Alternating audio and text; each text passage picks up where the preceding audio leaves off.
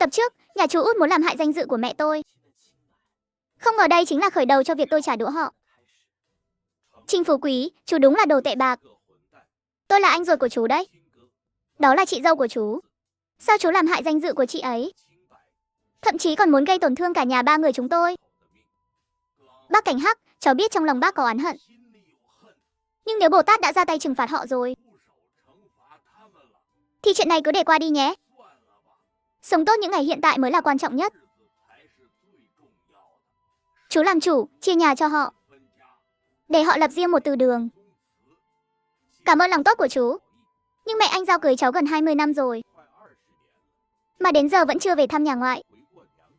Cháu muốn đưa mẹ và em ấy về kinh thành xem thử. Xin chú và các trưởng bối ở đây làm chứng cho nhà ba người chúng cháu. Sau này nhà ba người chúng cháu sẽ không còn bất kỳ quan hệ nào với họ nữa, được không?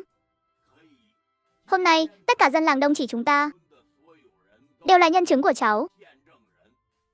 Cảm ơn chú. Vậy được, nếu các cháu đã muốn đi kinh thành, thì chú cũng không nói gì thêm nữa. Mẹ Lý Thục Phân cầm hành lý đã chuẩn bị sẵn.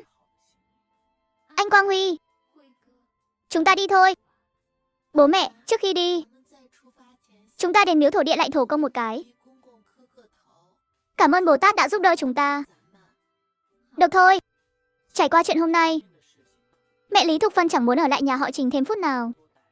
Bố Trần Quang Huy dẫn vợ con không ngoảnh đầu rời khỏi nhà này. Đến miếu thổ địa, tôi lấy số tiền mấy hôm trước giấu dưới bờ đê ra. Tôi đếm thử, tổng cộng 8.200 đồng. Mẹ Lý Thục Phân tròn mắt. Anh Giao, số tiền này là Bồ Tát tặng chúng ta sao? Không phải đâu. Bố Trần Quang Huy khẽ nhíu mày. Anh Giao, nhà ba người chúng ta dù giờ nghèo thật, nhưng tuyệt đối không được làm chuyện mờ ám. Bố yên tâm, số tiền này của con, mỗi đồng đều rõ ràng minh bạch. Tôi nghiêm túc đáp, rồi giải thích chuyện mấy hôm nay bán nhân sâm ở cửa hàng. Giờ chúng ta có hơn 8.000 đồng. Tiền xe đi kinh thành chắc chắn đủ rồi. Bán nhân sâm núi và ba rừng bán được hơn 8.000 sao? Còn một phần tiền là lấy từ chỗ bà nội. Bố Trần Quang Huy trợn mắt. Thế này với lấy trộm thì khác gì đâu. Bố, số tiền này đều là tiền bố nộp cho bà ấy trước giờ, nên chúng ta cầm cũng chẳng thẹn lòng. Bố đừng ngày náy. Anh Huy, em thấy anh Giao nói đúng lắm. Mỗi tháng anh đều đưa cho bà già độc ác ấy mấy trăm đồng. Suốt bao năm qua, tính ra đã đưa không dưới 1 vạn đồng. Anh Giao chỉ lấy lại vài nghìn đồng thôi. Nhiều nhất cũng chỉ là vật về tay chủ, không phải trộm. Bố Trần Quang Huy không nữa, gật đầu bảo, Thục Phân, em nói đúng. Đây là vật về tay chủ. Bố mẹ, chúng ta đi nhanh thôi. Tranh thủ còn sớm, vừa kịp chuyến xe buýt đầu tiên vào thành phố. Anh Giao, con bảo, liệu chúng ta có tìm được thêm củ nhân sâm nào nữa không? Nhân sâm trông thế nào hả con? Nhân sâm trông giống cây tùng, nhưng thứ này chỉ gặp may mới thấy. Không dễ tìm đâu ạ. Cây tùng sao nổi, anh Giao? Con chắc lá nhân sâm giống cây tùng không? Dạ chắc mà. Trong sách bảo mẹ Thục Phân chỉ vào một cây trong bụi rậm. Cái kia là nhân sâm không? Tôi vừa định bảo, nhân sâm sao mà dễ gặp thấy được. Quay đầu đã sững sờ, phấn khích đến nói không ra lời. Anh Giao, rốt cuộc có phải không? Là nhân sâm mà còn là loại cực phẩm nữa. Mẹ đúng là siêu thật. Nghe vậy, mẹ Lý Thục Phân không tin nổi. Thật sao? Dạ.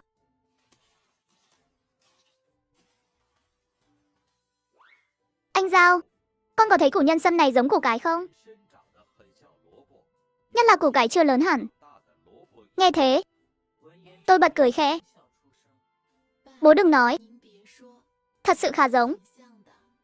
Củ nhân sâm này bán được 1.500 đồng thật không? Đây là nhân sâm loại 6. Không chỉ 1.500 đâu. Nghe vậy, mẹ Lý Thục Phân ngạc nhiên nuốt nước bọt. Thế thì bán được bao nhiêu? Ít nhất cũng trên 2.500. Bố mẹ, chúng ta đi nhanh lên. Đến tiệm thuốc bán nhân sâm rồi khởi hành luôn. Được, hi hi hi. Đến tiệm thuốc, ông chủ vừa thấy đã vội bước ra, lập tức đón tiếp. Củ nhân sâm lần trước giúp ông ấy kiếm được 1.000 đồng. Cô bé, cháu đến rồi. Lần này mang món gì ngon cho chú vậy?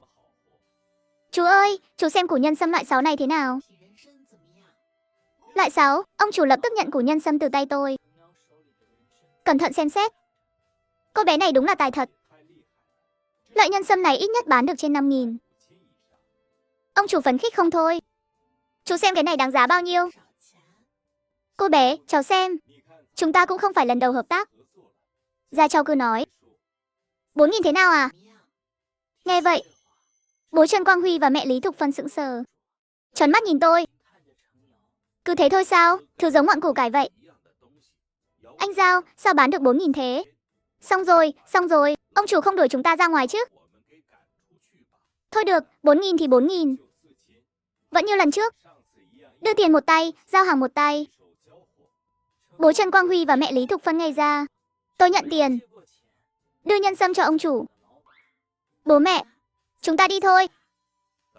Lên tàu chưa được bao lâu, ông cụ ngồi cạnh bố Trần Quang Huy ho dữ dội. Trông ông ấy rất khó chịu. Tôi nhìn một cái là biết không ổn. Ông ơi, ông dùng tay trái xoa bóp huyệt liệt huyết nhé. Sẽ giảm ho đấy ạ. Nói xong, tôi đặt tay trái lên tay phải, giữa ngón trỏ và ngón cái. Ông xem, đây là huyệt liệt huyết. Ông cụ ho đến mức như muốn rách phổi, cũng chẳng quan tâm tôi có biết y thuật không. Lập tức làm theo động tác của tôi, xoa bóp huyệt liệt huyết.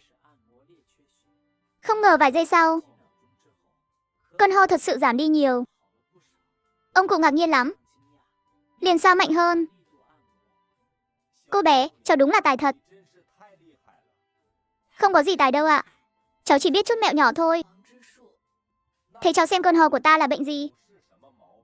Ông ơi, đây là chứng phổi nóng điển hình. Chắc trước đây ông uống khá nhiều thuốc rồi nhỉ? Mà mấy loại thuốc đó hầu như chẳng có tác dụng gì lớn. Đúng thế.